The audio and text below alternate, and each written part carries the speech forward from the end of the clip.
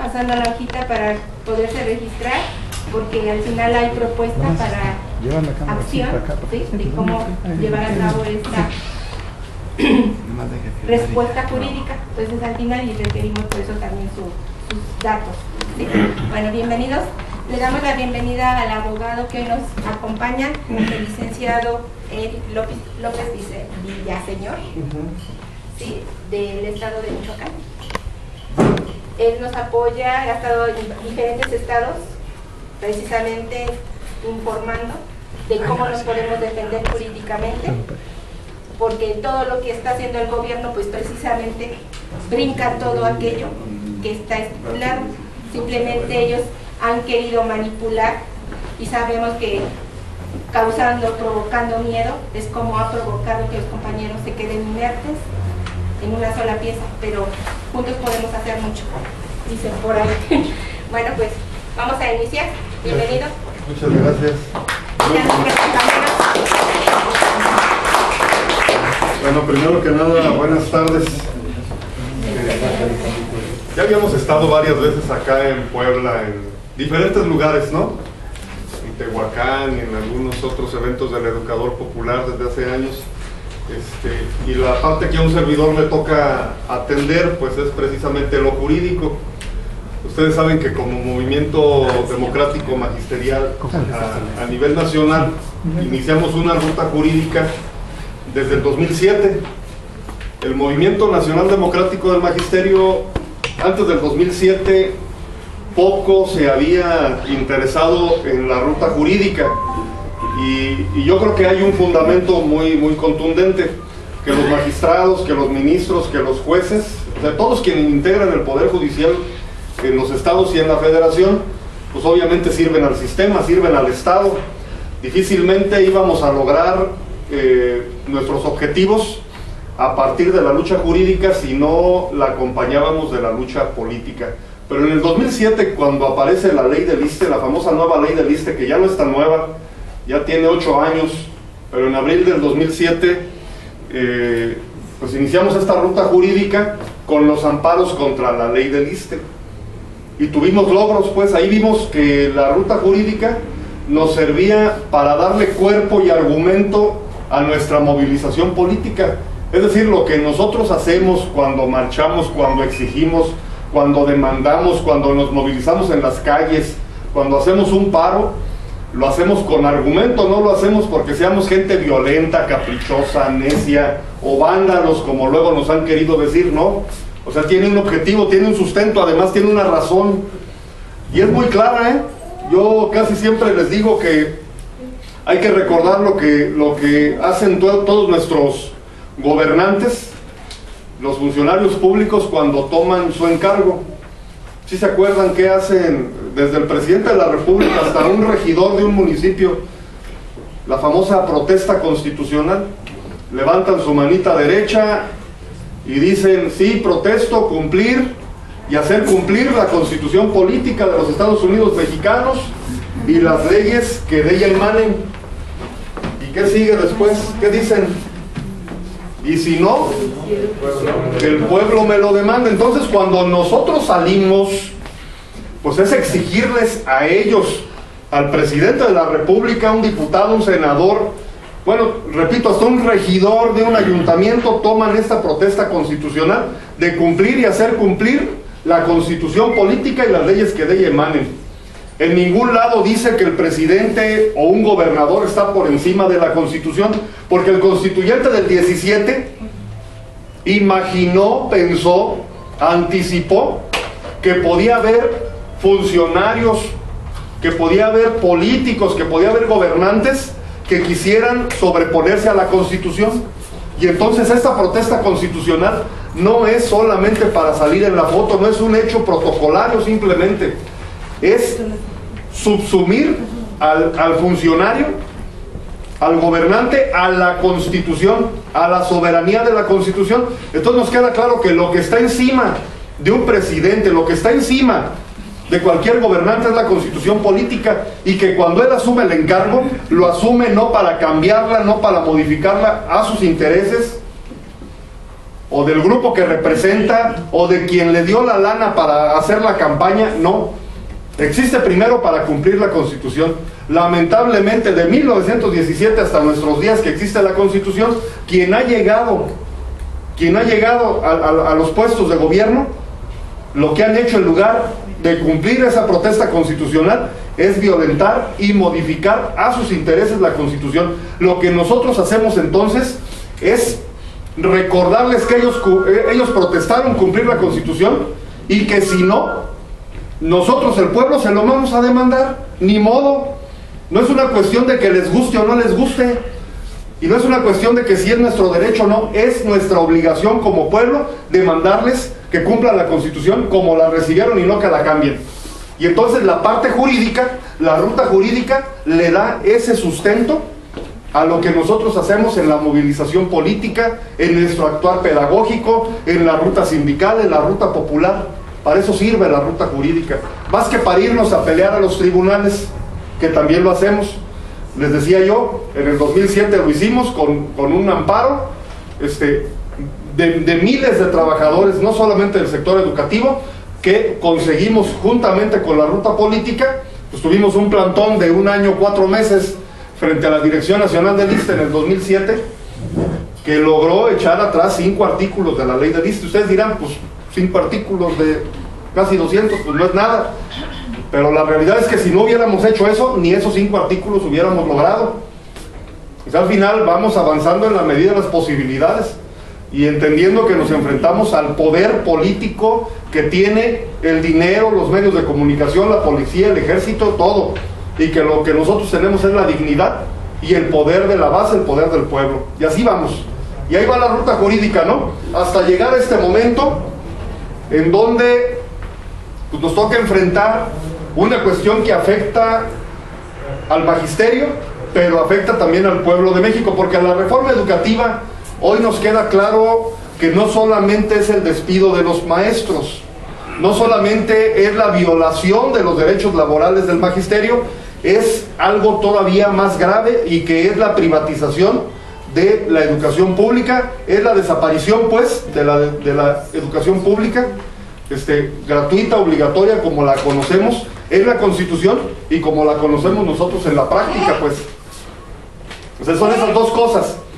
Y me queda claro algo, que hoy muchos estados, muchos contingentes del país se mueven pensando no en que va a desaparecer la educación pública, se mueven pensando en que le van a quitar la chamba al profesor, y que de qué va a vivir su familia, o que va a tener limitaciones en los derechos salariales y laborales en general.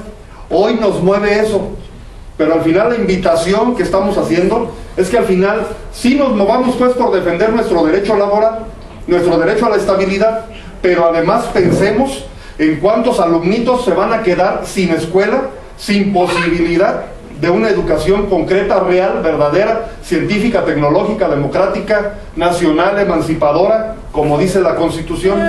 O sea, lo que se está violentando es la Constitución, y nosotros estamos exigiendo que la Constitución se restablezca en sus términos, como lo pelearon los constituyentes del 17 a balazos. O sea, no lo pelearon en una mesa de negociación. Francisco I. Madero no llega a la presidencia así nomás después de una elección. Sí hubo una elección, pero una elección fraudulenta. Al final fue el poder del pueblo el que consiguió la Constitución política. Fue el poder de las armas incluso. Ni modo, así tenían que arreglarse entonces.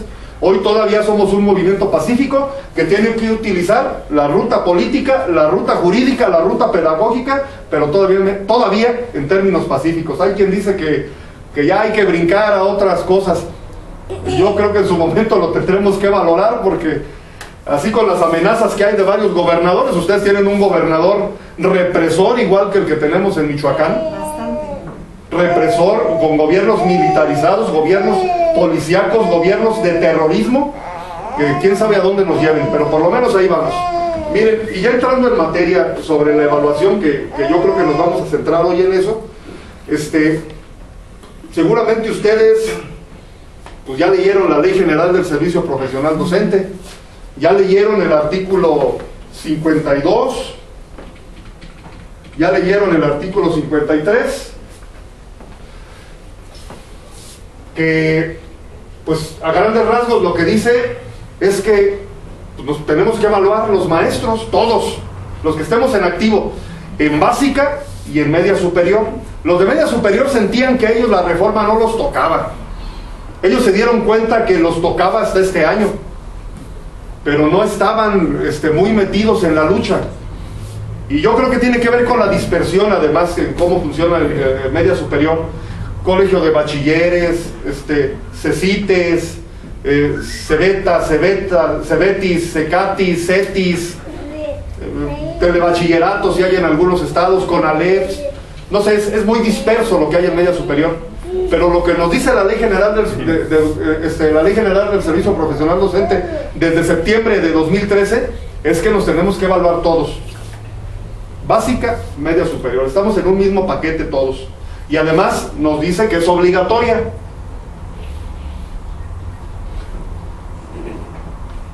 Pero ¿sí se acuerdan que la evaluación no inició con esta ley? La evaluación comienza en el 92. Allá aparece la primera evaluación. ¿Se acuerdan? Duró 23 años. El ciclo escolar pasado fue la última etapa. Carrera magisterial. ¿Alguien obligaron a evaluarse en carrera magisterial? No. Quien quiso se metió. Decían que era para mejorar la educación. ¿Mejoró la educación con carrera magisterial en 23 años que funcionó? No. Pero sirvió para al maestro acostumbrarlo a la soga. Es más, lo acostumbraron a que el maestro solito se pusiera la soga al cuello. Y lo acostumbraron al roce de la soga. Para eso sirvió carrera. Al final, un alumnito de un maestro en carrera magisterial en el nivel E tiene exactamente el mismo desempeño que un alumnito de un maestro que no tiene carrera. O sea, para el alumno no le representó cambio alguno. Es más, a veces en el desempeño del maestro tampoco. Hay muy buenos maestros en carrera y muy malitos. Y fuera de carrera igual, hay muy buenos maestros que intentaron promoverse en carrera y no lo lograron. Y nos queda claro que hubo corrupción en carrera magisterial. En el 2008 aparecieron las otras 3 evaluaciones que aquí ya son obligatorias. Evaluación para el nuevo ingreso al servicio, evaluación para promoción y evaluación para la permanencia en el 2008. Ahí ya están las 4 evaluaciones. Evaluación para incentivo, que es carrera, o que era carrera, más las otras 3, son las 4. Y se acuerdan que ustedes tienen una historia de lucha del 2008 muy fuerte, muy fuerte. Nos tocó vivirla en aquel tiempo, incluso las tomas de los edificios sindicales y un congreso seccional democrático. O sea, tienen una historia de lucha donde ya en 2008 les tocó a ustedes pelear contra esa famosa ACE. Y nos oponíamos a estas evaluaciones que planteaba la ACE, pues no por capricho. ¿Por qué decíamos que la evaluación como incentivo, carrera, pues, era ilegal? Pues porque violentaba un principio básico de la Constitución, el 123, que dice: a igual trabajo, igual salario. Todos los que estamos aquí, si tenemos el mismo perfil, trabajamos las mismas horas, en las mismas condiciones, al mismo tiempo, tenemos que ganar exactamente lo mismo. No puede haber diferenciación salarial entre nosotros. Y ustedes me dirán, bueno, entonces, si yo estudio, me capacito, me preparo, ¿no debo tener algún incentivo? Sí.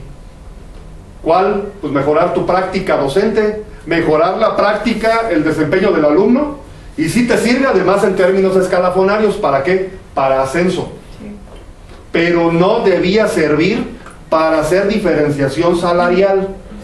Sí, como un parámetro para ascenso, no como una diferenciación salarial, que al final para eso sirvió carrera. Para decir, el que esté en el nivel E, no, pues yo gano más, yo soy el fregón de fregones, y tú que no estás ni en la A, pues ni me hables, porque para eso sirvió. Pero al final, en el desempeño del alumno, nada.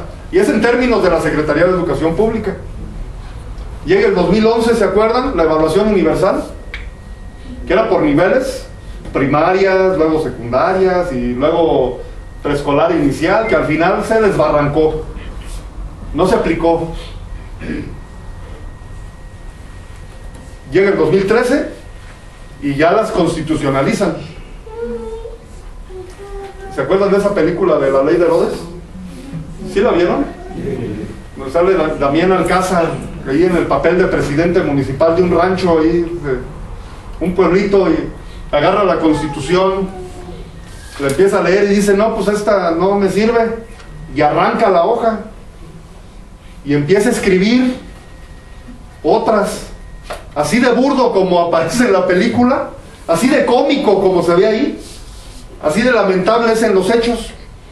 O sea, ya Enrique Peña Nieto, siendo presidente, con el Congreso de la Unión a modo, ya con un pacto por México, agarra el artículo 3,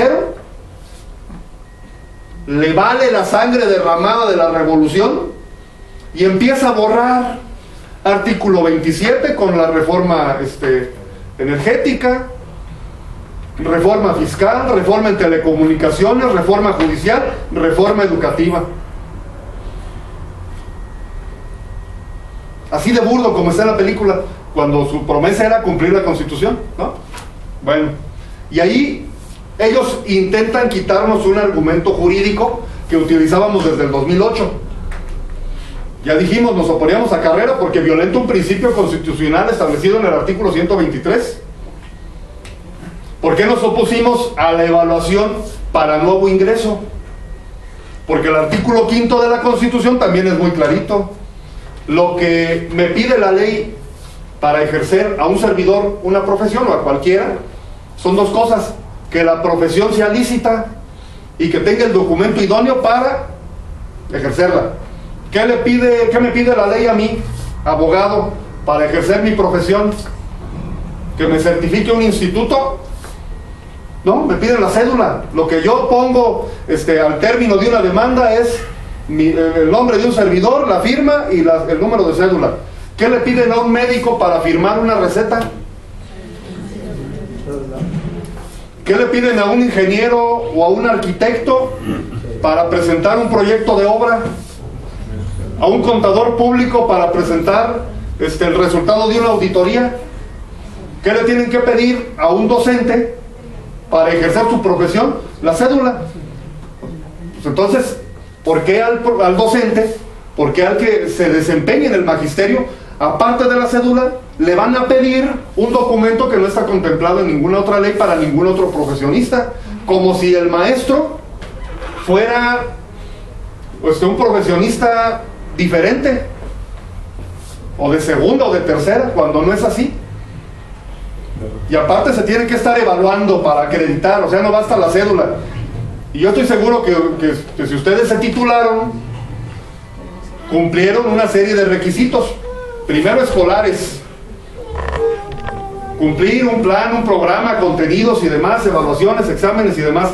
Ya no le dieron la cédula así nomás. Hicieron un examen recepcional y presentaron una tesis, una tesina, un resultado de una investigación. Es más, sustentaron su examen ante un jurado, un sínodo. Es más, protestaron ejercer su profesión. Firmaron un libro de actas. Eso está en la Ley General de Profesiones.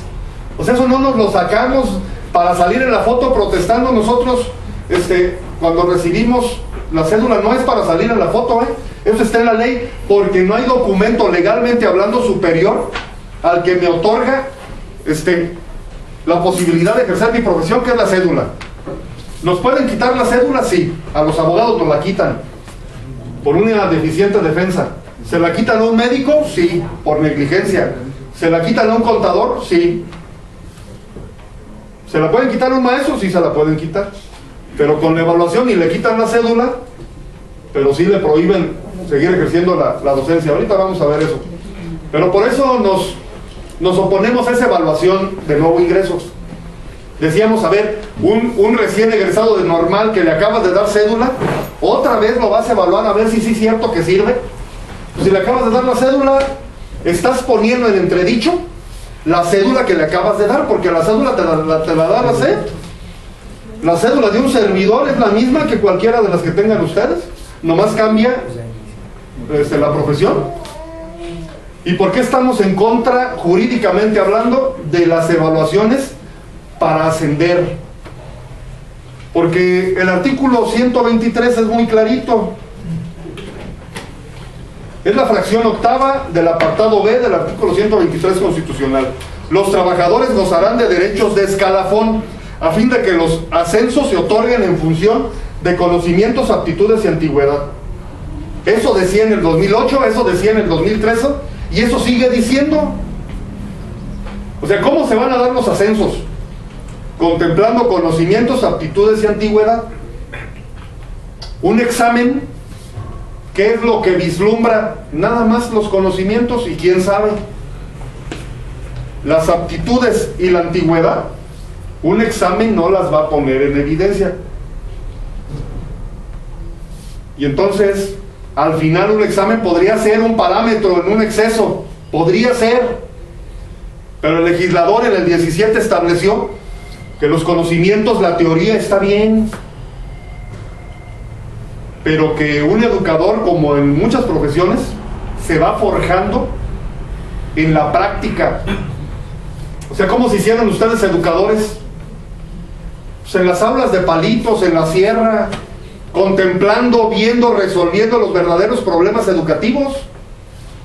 O sea, sí está bien saber de Ausubel, de Piaget, Makarenko, Vygotsky, Montessori, pues sí está bien, pero donde vemos la aplicabilidad, donde vemos si funciona o no, o cómo le hacemos, es en el aula con los chavitos ahí. Un examen no va a valorar, no va a contemplar ese amor, esa empatía que surge entre el maestro y los alumnos, entre cómo el maestro luego se preocupa incluso por las cuestiones de la comunidad que le afectan a los alumnos, que incluso maestros llevan comida de escuela para darles a sus alumnos, porque los alumnos luego en zonas de alta marginación no tienen ni para comer. Eso no lo contempla una evaluación, como está planteada pues aquí. ¿Qué dice el artículo 3 hoy? Es un examen. ¿Qué dice el 123 todavía hoy? Aptitudes, conocimientos, antigüedad. Porque la antigüedad da tablas. O sea, no es el pleito entre el conocimiento y la antigüedad, no. O entre nuevos y antiguos, no. Es la complementación de ambas cuestiones. ¿Y por qué dijimos que la evaluación para la permanencia estaba mal, jurídicamente hablando, desde el 2008? Pues porque es muy clarito. Todos los trabajadores, incluidos los que somos trabajadores de la educación, tenemos derecho a un principio, a la inamovilidad en el empleo. 6 meses, un día, generamos base. Los del apartado A, los que no trabajan para gobierno, es 1 año, un día. Nosotros son 6 meses, un día, sin nota desfavorable. Todavía dice la ley eso. Y que no nos pueden quitar el empleo por una decisión unilateral del patrón. Eso dice el artículo 5, tratados internacionales y leyes laborales. Si la Secretaría de Educación de Puebla, ¿sí es Secretaría de Educación? Sí. Que luego hay lugares donde es instituto o así otras cosas. ¿Aquí es Secretaría? Bueno, para que el secretario de Educación no los puede despedir, tienen que ir al Tribunal de Conciliación y Arbitraje. Y es el tribunal el que decide si cesan o no a un maestro. Que luego el Tribunal de Conciliación actúa obviamente de acuerdo a los intereses del Estado, nos queda claro. Pero por lo menos la ley pretendía que el patrón no te pudiera quitar el trabajo así nomás de gusto. Que primero tuviera que llamarte un procedimiento administrativo, que te dieran chance de defenderte, el derecho de audiencia además, que las pruebas que tú aportas en ese derecho de defensa y las pruebas de cargo que ofrece el patrón se llevaran a un tribunal y el tribunal en todo caso definiera si el trabajador tenía que ser cesado o no. O sea, no es el patrón, es un tribunal, es una autoridad jurisdiccional. Repito, vemos excesos en la aplicación, como bueno el caso del maestro Miguel y más compañeros, cesados injustamente por una línea autoritaria del gobierno de querer amedrentar y sancionar y demás a quien se queja con justicia. Y entonces quisieron en el 2013 quitarnos ese argumento, pero cometieron un error. Ni modificaron el artículo 123, ni modificaron el artículo 5 constitucional. Y entonces hay una contradicción. Todavía hoy, el artículo 3 dice entonces que es obligatorio hacer evaluaciones y que me corran. Y que para ascender es un examen. Y que para ingreso al servicio es un examen, pero el 5º y el 123 siguen protegiendo ese derecho a que no me corran así nomás, a la estabilidad en el empleo, a los ascensos en base a los derechos escalafonarios y el nuevo y la prestación, perdón, el ejercicio de una profesión a partir de la cédula profesional. No me entretengo mucho en esto. ¿Ustedes ya leyeron eso? Esto que les dije es historia, yo creo que ya lo sabían, pero teníamos que remontarlo para llegar a esto. Dice muy clarito pues que es obligatoria y que bueno, si llegamos a reprobar, dice la tercera evaluación que se le practique se darán por terminados los efectos del nombramiento correspondiente sin responsabilidad para la autoridad educativa, dice en esta parte, ¿no? Eso es para los de nuevo ingreso después del 2013. ¿Qué dice para los demás? Nos tenemos que ir a los transitorios.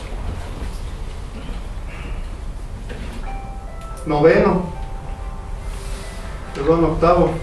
El personal que a la entrada en vigor de la presente ley se encuentra en servicio, todos los que ingresamos antes del 2013, antes del 12 de septiembre de 2013, que es cuando entra en vigor esta ley, dice, no será separado, será readscrito para continuar en otras tareas dentro de dicho servicio, conforme a lo que determine la autoridad educativa o el organismo descentralizado correspondiente. Esto se refiere a media superior, o bien se le ofrecerá incorporarse a los programas de retiro que se autoricen.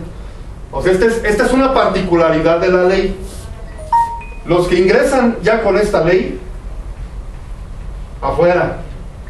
Los que ingresamos antes, no seremos separados, pero sí readscritos. ¿Qué implica la readscripción? ¿Cambio de la ubicación? Sí, pero además la readscripción implica el cambio de clave presupuestal. Eso no lo dice esta ley, no lo dicen las leyes estatales de educación, eso lo dice la ley de coordinación fiscal, que también se modificó en diciembre de 2013. ¿Se acuerdan de la famosa centralización de nómina del 2013? Tiene que ver con eso. Clave presupuestal, función que desempeño y salario que percibo tienen que ser congruentes. O sea, si yo tengo clave de docente frente a grupo de primaria, mi función tiene que ser esa y mi salario tiene que ser eso. Pero si en términos de la evaluación lo que dice es que me van a ubicar, será reescrito para continuar en otras tareas diferentes a las docentes. Entonces esto va a obligar a la autoridad educativa a que nos cambien la clave, porque no nos van a poder seguir pagando como docentes frente a grupo de primaria si ya no voy a ejercer esa función. Y nos queda claro que como el perfil que se pide, el perfil requerido para la docencia y para una clave diferente, nos queda claro que los salarios son diferentes, porque el perfil es diferente. ¿Cómo le van a hacer? ¿Quién sabe? No nos queda claro todavía. ¿Cómo le van a hacer para decir, bueno, pues el maestro ya no sirve de maestro, pero lo pongo de chofer, lo pongo de asistente de qué? O como son como 60 claves, claves no docentes las que existen en el mínimo en los estados. De jardinero, de chofer, de velador, de secretario. Y de secretario hay como 4 o 5 claves diferentes: técnico A, técnico B, técnico C, técnico D.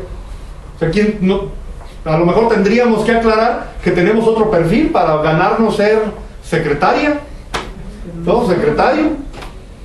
Pero ¿y los que no? Porque la mayoría estudiamos para ser maestros, ¿no? No secretario, no laboratorista, no en aula de medios, no de auxiliar en la biblioteca, no de archivista, no del que va a traer las tortas al director o al supervisor. Bueno, pero esto ya lo saben. O sea, ya sabemos las consecuencias, y yo creo que por eso la preocupación. Porque luego hay quien dice, no, ¿dónde dice que me van a correr? ¿Dónde dice que me van a cambiar de clave? Bueno, pues aquí dice. Pero el transitorio octavo de la ley del servicio profesional docente, de esta ley que se publica en septiembre de 2013. Y dice que es obligatorio. Y el que no presente evaluación, ¿qué le pasa? Lo corren también, ¿no? O sea, me corren si la presento y me corren si no la presento. Así de fácil, o me corren o yo me voy o a ver qué. Bueno, pero eso dice esta ley. Eso dice esto. Aquí ya sabíamos que el primer ciclo escolar donde se iba a aplicar la evaluación fue el pasado, 2014-2015, con la evaluación para el nuevo ingreso. O sea, ahorita ya hemos tenido 2 evaluaciones de nuevo ingreso en el país. La 2014-2015 y 2015-2016. Y también esta ley nos dice que carrera magisterial desaparece en la etapa anterior, la 23, y ya estuvo. Y también nos dice que la primera evaluación para ascender va a ser en el 2015-2016, la que acaban de presentar en el verano pasado. Muchos, pues, maestros que querían ser directores supervisores, o jefes de enseñanza en secundarias, o ATPs, que ya eran ATPs, pero ahora quieren la clave de ATP, porque ya no es una comisión, ahora tiene una clave administrativa. Y nos dice que la primera evaluación del desempeño pues va a ser en el 2015-2016, y que la primera evaluación diagnóstica para los que tienen un año de servicio, los que ingresaron hace un año, también va a ser este ciclo. O sea, no fue en este año en donde nos dijeron cómo iba a ser, pero como que en el 2008, como que en el 2011, como que en el 2013 no creímos lo que la ley ya nos decía. Le creímos al líder sindical charro, le decimos nosotros de cariño, o al funcionario o al político que decía, no hombre, no les hagas caso a esos canijos que están en contra de, hasta de estar en contra de todo, que si esto malo, que si esto otro malo. Le creímos a ellos cuando la ley nos decía cómo iba a estar la cosa, ¿no? Bueno, ya el 7 de abril del 2015 y en este año aparecen 2 lineamientos. Si se fijan, esta es la página del Diario Oficial de la Federación, la estoy bajando de internet. Ustedes la pueden consultar, es del 7 de abril.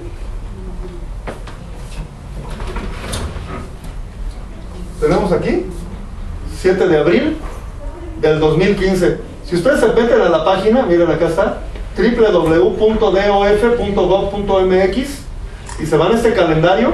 Aquí le ponen abril, aquí 2015, aquí 7. Se van a la listita y aparece esto, miren, es la fecha, 7 de abril. Lineamientos para llevar a cabo la evaluación del personal docente y técnico docente del nuevo ingreso al término de su primer año escolar en educación básica y media superior. Ese se aplica para ciclo escolar 2015-2016 nada más.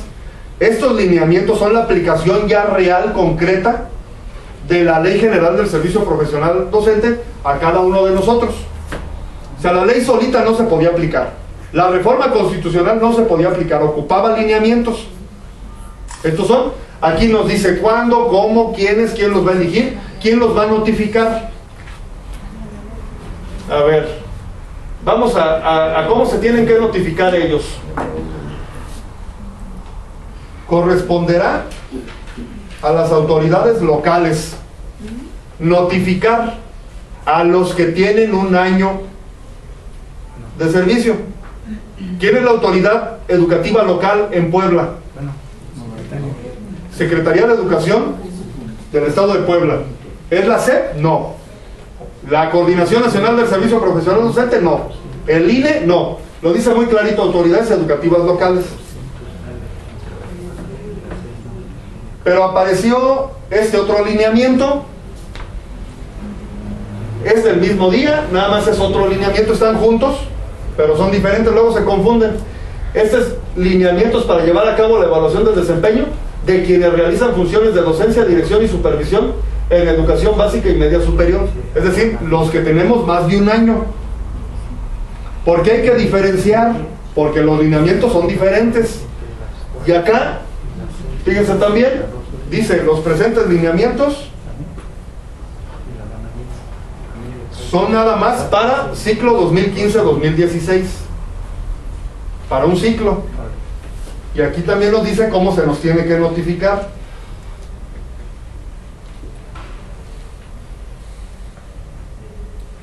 ¿Quién tiene que notificar? ¿Sí se alcanza a ver? Dice, la Secretaría, en el ejercicio de sus atribuciones, notificará de manera oportuna a los docentes, técnicos docentes y demás, en el ciclo escolar 2015-2016. ¿Notan alguna diferencia entre esta notificación y la de los que tienen un año? Acá dice clarito, autoridad educativa local. Acá dice secretaría. Y luego todavía dice algo más.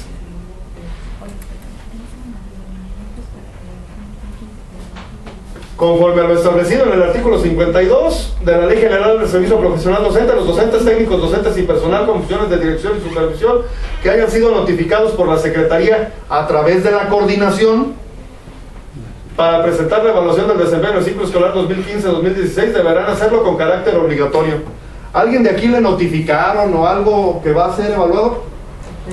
¿Nadie de los que está aquí?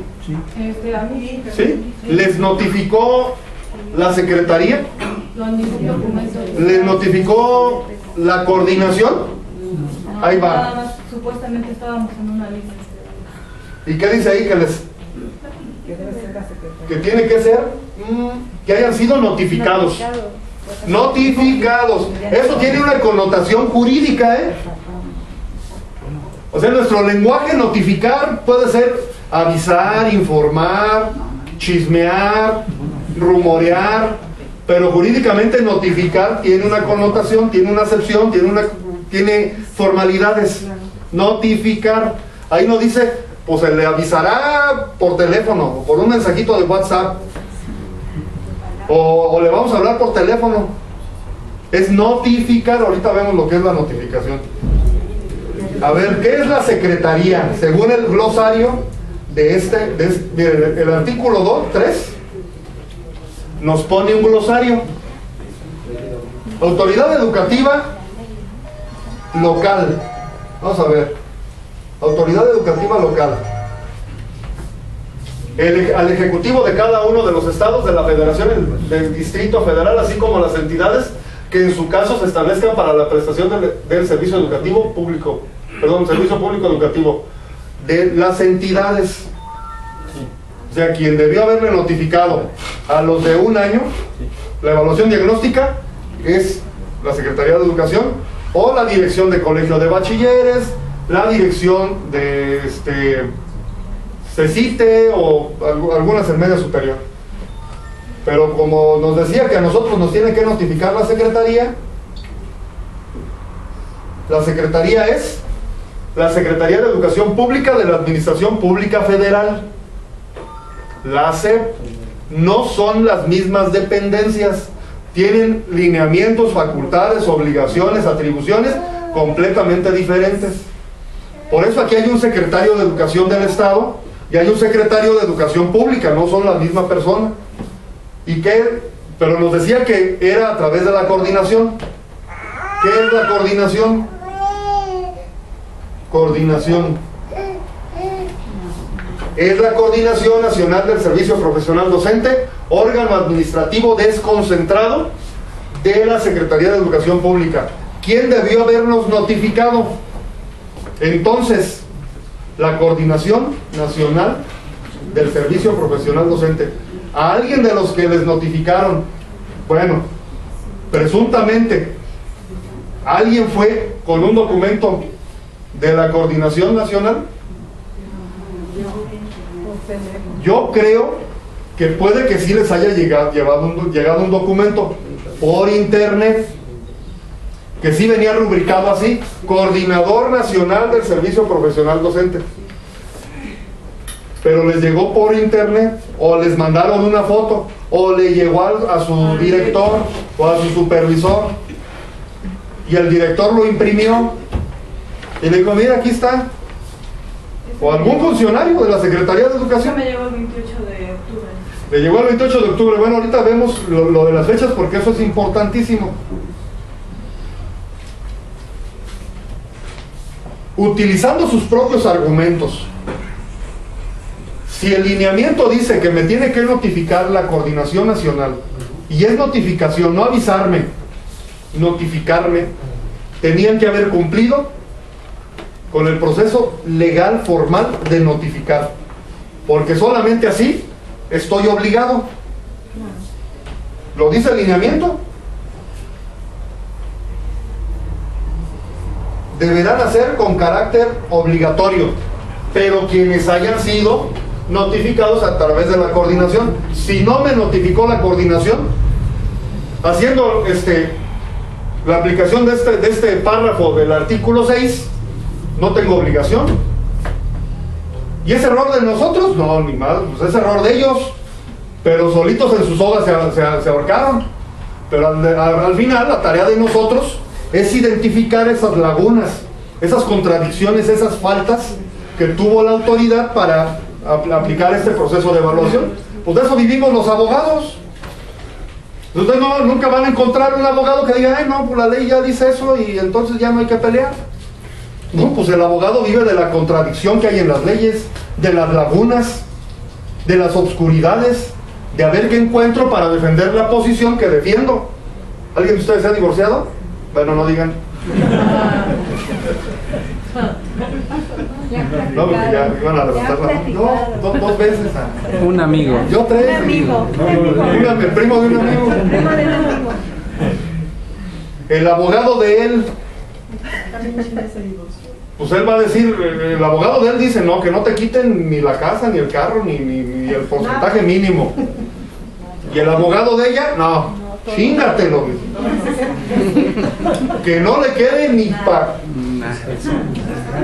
¿Sí o no? ¿Y cuál va a ganar? Bueno, pues el que le pedía más, ¿no? O sea, sí, la ley dice que tienes que mantener a los hijos y a la esposa darle y la frega, bueno, pero para eso están los juicios, para ver cómo. Y el abogado va a defenderla, de él va a defenderla a ella, no. Se van a oponer, pues en eso estamos. Pues ellos van a decir, no, es tu obligación y tienes que hacerlo y si no te corro. ¿Y cuál es la tarea de nosotros? Pues al contrario, encontrar las deficiencias de la ley para ver cómo los enredamos y cómo ganamos. Quiero decirles algo que yo creo que ustedes ya lo han notado. La ruta jurídica así planteada no nos va a ayudar a tirar la evaluación, no nos va a ayudar a tirar la reforma educativa. Lo digo con toda sinceridad, soy abogado y está mal que se los diga, pero así es. La ruta jurídica tiene sus alcances muy buenos, pero no son hasta allá de tirar la reforma. ¿Por qué? Porque al final, como les decía al principio, jueces, magistrados, ministros son del sistema. Y ahorita hablamos de los amparos, que ahí ya tenemos algo. Bueno, pero así está esto, y es lo que hemos encontrado después de los amparos que interpusimos, ya en la práctica, ya en el litigio, ya en la estrategia litigiosa que tenemos que utilizar y que nada más nos va a servir para defender a los compañeros del ciclo escolar 2015-2016. Lamentablemente, cuando ellos han identificado este tipo de cosas que hemos reclamado, pues incluso lo han dicho y lo sabemos, van a corregir esto que han hecho mal. Y entonces los que se vayan a evaluar para febrero o mayo del siguiente año, que ya estamos a meses, pues ya van a corregir esto, y ya tendremos que buscar otra cosa. Entonces la ruta jurídica al final nos sirve nada más para ir deteniendo y obstaculizando el avance de la evaluación, nada más para darnos tiempo para tirarla de manera efectiva a partir de la movilización activa política y obviamente de la utilización de los recursos jurídicos, sí, pero no va a ser todo. O sea, no es nada más de presentar una demanda y avísenme cuando ya ganemos. No es así, lamentablemente no es así. Bueno, esto dicen estas cuestiones, pero aquí vámonos a esto. La Secretaría notificará de manera oportuna. ¿Qué significa oportuna? Con tiempo, o sea, no que te notifico hoy para y mañana es la evaluación. De manera oportuna. Eso se puso aquí con una intencionalidad. Pero vamos a ver eso de notificará.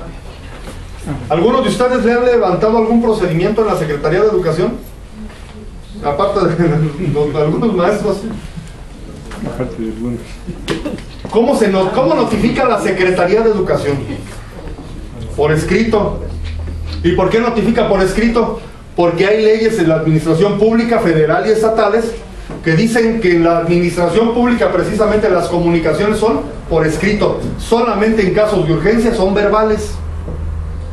Si yo le quiero pedir como secretario de Educación algo a un maestro, no el secretario de Educación agarra el teléfono, a ver, pásenme el teléfono del maestro de la escuela de allá de Huacán, a ver, maestro, quiero que hagas esto. No. Hacen oficios, hacen circulares, hacen memorándums, hacen notificaciones y siguen la vía. Se lo doy al director de primarias, el director de primarias al jefe del sector, el jefe del sector al supervisor, al director de escuela, y llega al maestro, pero siempre por escrito.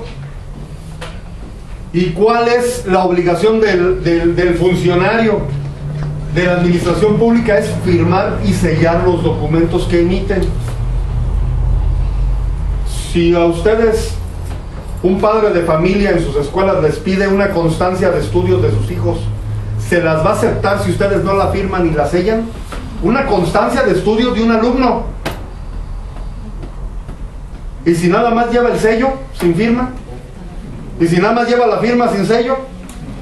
¿Y si no lleva ni sello ni firma? Ni fecha. Ni fecha. Y parece copia simple. A ver, traten de meter una demanda con una copia simple de algo. Bueno, traten de hacer un trámite.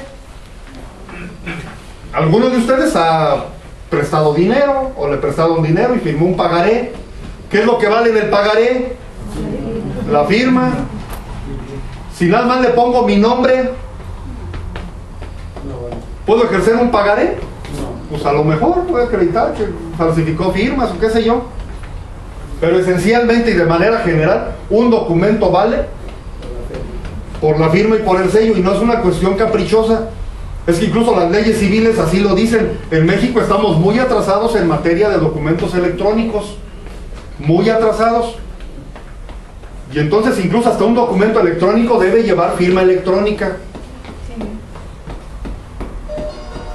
Si yo les mando un correo, así nomás, ¿tendrá algún valor?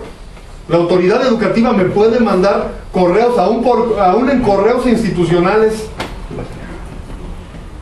No, todavía hoy en México, lamentablemente, si así lo quieren, porque nos ahorraría mucho en materia jurídica que notificaciones se pudieran hacer por correo, por WhatsApp, por YouTube, por mensajito, pues sí nos ahorraría mucho. Pero lamentablemente no se puede hacer. Hoy no se puede hacer. Una notificación incluso reviste una formalidad.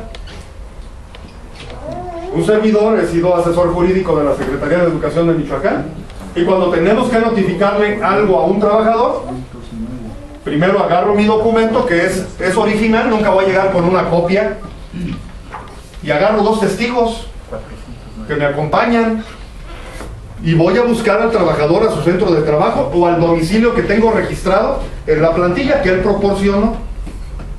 O sea que yo como autoridad tengo ahí, lo busco, y me dice la Ley Federal del Trabajo que si no lo encuentro en la primera búsqueda, tengo que dejarle un citatorio para dentro de las 24 horas siguientes, para que me espere.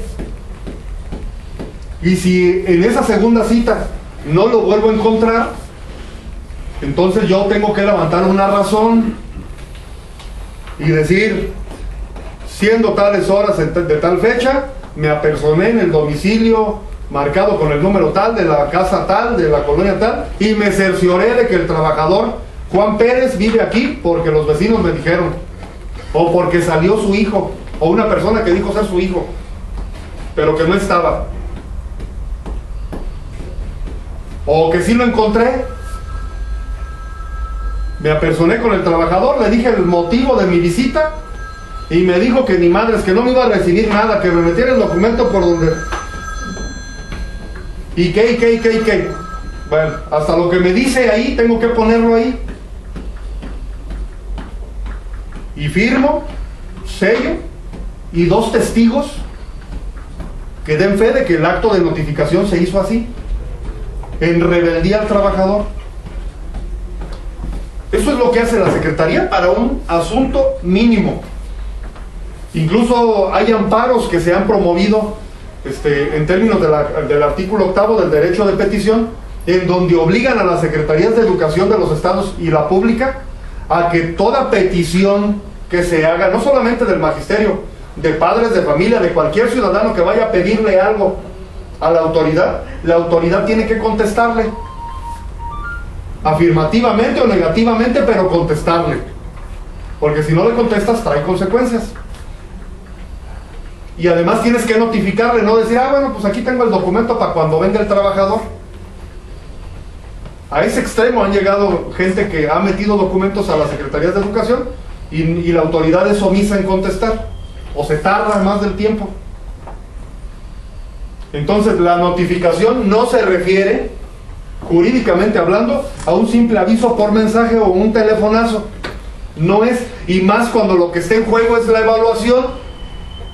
O sea, imagínense, es un proceso formal que tiene lineamientos. O sea, no es un aviso de, pues fíjate que hay un curso por si quieres inscribirte. Tendría que ser formal.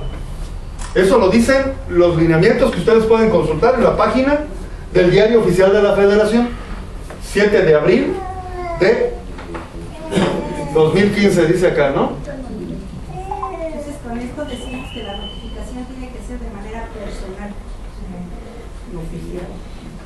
Y oficial además. ¿Y quién la debe hacer? La coordinación. ¿Qué pudo haber hecho la coordinación? Haber suscrito las notificaciones y mandarlas, pero en físico. Y ya la autoridad local sí notificar. Eso sí se pudo haber hecho. Pero estoy seguro que a ninguno de ustedes le llegó un documento firmado y sellado por la coordinación. Lo más que les llegó fue un documento rubricado, o sea, nomás decía el nombre: Coordinador Nacional del Servicio Profesional Docente. Y arriba sí los loguitos INE, CEP o qué sé yo, o Sistema Nacional del Servicio Profesional Docente. Pero pues yo puedo hacer un documento así, cualquiera lo puede hacer, le pone logos ahí, se los mando. Entonces, legalmente no estamos notificados. Y ellos lo saben, se lo hemos dicho a secretarios de Educación de Querétaro y de Durango, de frente. Se los hemos dicho clarito. Y no han tenido argumento para decir, no, pues no tienen razón. No han tenido argumentos. ¿Sí? ¿Correo electrónico? Igual. Medios electrónicos todavía no. Es un medio idóneo de notificación. Y sí, nomás una pregunta, licenciado. Ahorita está en la plática, mil disculpas que llegamos tarde, no hay justificaciones. Después viene la ronda de preguntas para cubrir. sí, al final. Okay. Sí, si quieren, terminamos. A lo mejor alguna pregunta tiene que ver con lo que vamos a abordar ahorita. Bueno, decíamos que tiene que ser de manera oportuna. Este es el calendario del INE. Lo pueden consultar, obviamente, en la página del INE. Vamos a regresarnos. Instituto Nacional para la Evaluación de la Educación. Aquí está el calendario 2015 actualizado. Si se bajan van a encontrar otros rubros, otros calendarios. Bueno, aquí está otro, pero al que se tienen que meter es a que es el actualizado. ¿Cuál es la última actualización? La del 29 de octubre. ¿Sí se acuerdan que hay más actualizaciones? Primero lo modificaron el 10 de agosto, cuando modificaron la primer fecha de límite para subir evidencias, que era el 15 de agosto. Luego lo volvieron a modificar el 15 de septiembre, 3 días antes de que se venciera la nueva, el nuevo plazo, que era el 18 de septiembre, lo modificaron el 15 de septiembre. Y luego, bueno, fue el 15 de septiembre cuando dijeron que era el 31 de octubre la última fecha. Y entonces la última actualización fue el 29 de octubre, pero no modificaron. Nos vamos a la página 43.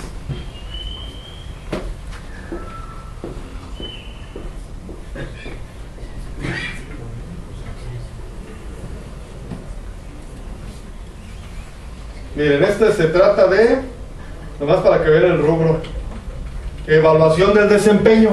O sea, va por capítulos. El 4 tiene que ver con la permanencia en el servicio. 4.1, evaluación del desempeño. Allí en la página 38 inicia. Yo les recomiendo que vean este calendario. Son muchas hojas, pero siempre es mejor. Página 38 del calendario, evaluación del desempeño. Y nos vamos a la página 43.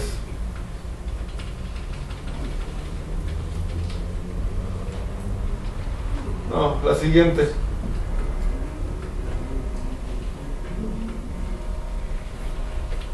¿Cuál es la fecha para subir evidencias en esta última?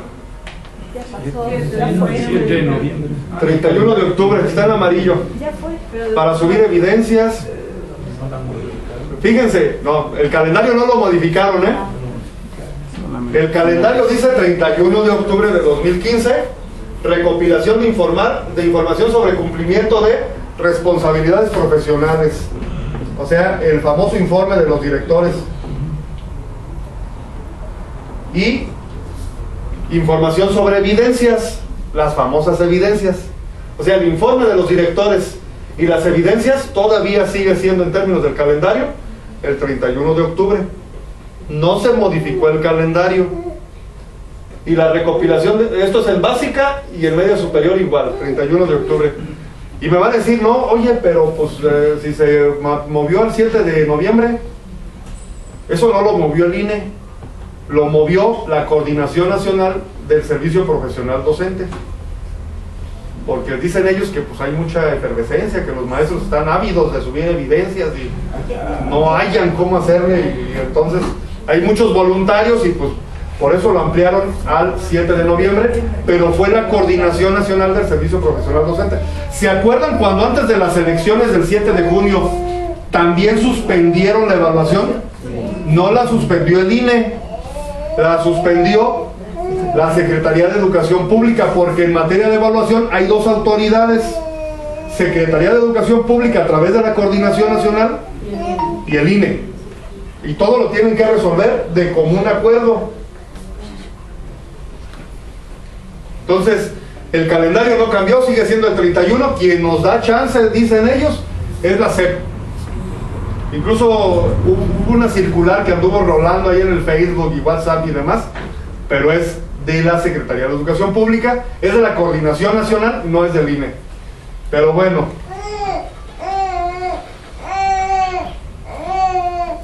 esto fue lo que modificaron, eso que marcamos. Dice fecha límite, acción, ley, fundamento legal, autoridad responsable. Convocar con base en los criterios que definan de común acuerdo la SEP y el INE al personal del ciclo escolar 2015-2016 que participará. La acción es convocar, avisar, y la fecha es el 30 de octubre. ¿Y cuándo modifican el calendario? Un día antes, el 29. ¿Qué fecha tenía aquí? 15 de junio. Cometieron un error garrafal que les va a costar la evaluación. La fecha límite para notificar era el 15 de junio de 2015.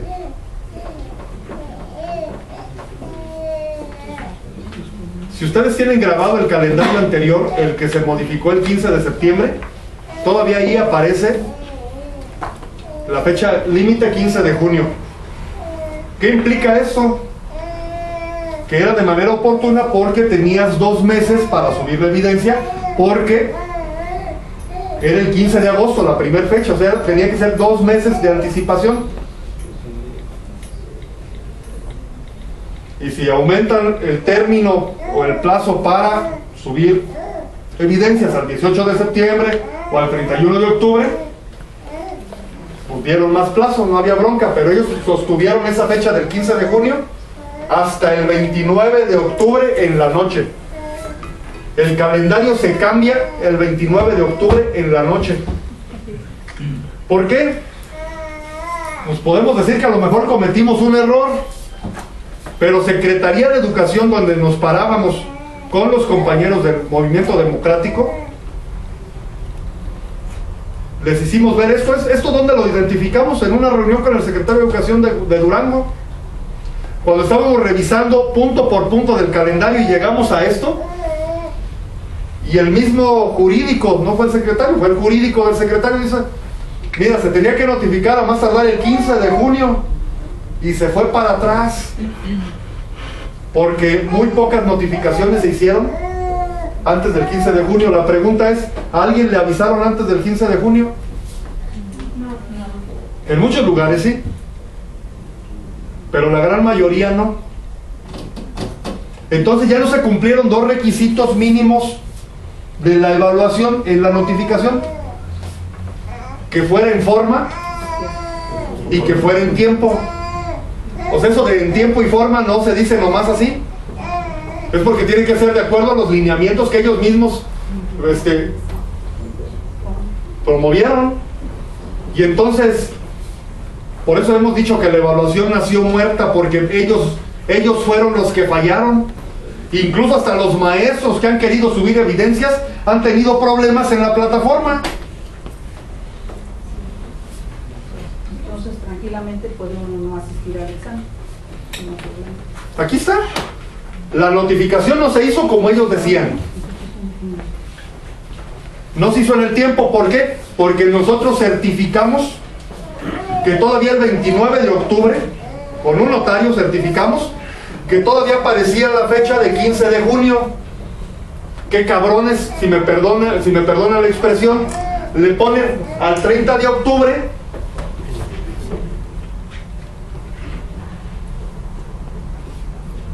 El 29 de octubre ¿sí lo notan? 29 de octubre cambian el calendario y le ponen, no, perdón, la fecha límite para notificar es el 30. Un día.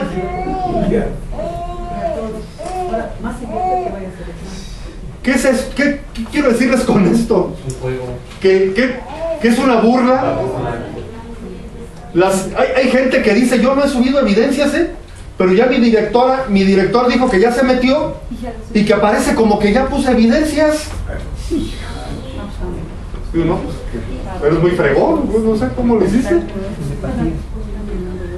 O una maestra de Secati de Michoacán que dice, oye, yo estoy notificado, pero fíjate que maestra notificada, y quise meterme evidencias el viernes, pero la plataforma me sacó ya cuando iba a la mitad, y al otro día lo quise intentar y no pude, y al domingo quise intentar y me apareció una leyenda que dice que ya el trámite estaba concluido, y entonces habló al call center, al centro de atención telefónica del INE, y que le dijeron, no maestra, no se preocupe, ya usted ya está contemplado como que ya. O sea, les interesa que suban evidencias a como sean las que sean. En Durango, no sé, 2 semanas que fuimos, el día que teníamos una reunión, se estaban desarrollando reuniones en diferentes sedes del CENTE Charro y de la Secretaría de Educación, donde pusieron salas con computadoras y técnicos, pedagogos y demás, para que el maestro que fuera, primero le ofrecían que podía participar en una rifa de no sé qué, segundo, que podía tener un crédito hipotecario directo si iba pues a esa reunión, y lo que ya se ha dicho en medios, que le podían aumentar de un 31 a un 40 y tantos por ciento, hasta un 200% si era en la evaluación calificado como excelente. ¿Por qué ofrecen todo eso? Porque si la van ganando, porque si un montón de maestros ya subió evidencias. Están ofreciendo hasta tonterías para convencer al maestro. En otros lados amedrentan, en otros lados utilizan el terrorismo, te asustan hasta el punto de que tú dices, no, pues no me queda de otra más que subir evidencias, porque si no, ni voy a pasar, me van a correr y hasta el infierno me voy a ir, no sé qué va a pasar. O sea, Pero sí se dan cuenta cuál es la desesperación que tenemos nosotros de que, chin, ¿qué me va a pasar? Y si no subo, y si sí subo, es que ya me dijeron que me van a correr, ya me dijeron que no, que me van a excomulgar, que todo me va a pasar. Y otros que lo utilizaron el recurso de carrera magisterial. No te obligo, te ofrezco lana, tú solito agárralo, tú embárcate. Pero son engaños. ¿De dónde van a sacar tanta lana para pagarle el 41% a los que salgan de excelencia? Si es que, porque además de excelencia sale 0.01. Y ahorita vamos a ver otros porcentajes de los resultados de evaluación. Están desesperados. A la semana pasada, y esto es en términos de lo que la gente de la SEP, porque ahí hay gente que nos informa cosas, pues, si no, ¿cómo sabríamos? No tenían ni el 40% de maestros que subieron evidencias. Esa es la desesperación. Por eso alargaron los plazos del 15 de agosto al 18 de septiembre, del 18 de septiembre al 31 de octubre, del 31 de octubre al 7 de noviembre. No es porque tengan el sartén por el mango. No es porque un montón de maestros vayan arrolladoramente a subir evidencias y suplicando que los metan a la evaluación. No es cierto lo que dijo Aurelio Nuño, de que en media superior el 100% de maestros ya había subido evidencias y otro poquito de manera voluntaria. O sea que de los 23,000 contemplados ya eran 29,000. Cuando en los estados que hemos recorrido nos hemos dado cuenta que media superior en varios estados hoy está dando la batalla y resistiendo y diciendo no voy a subir. No voy a subir, todavía hoy estuve recibiendo llamadas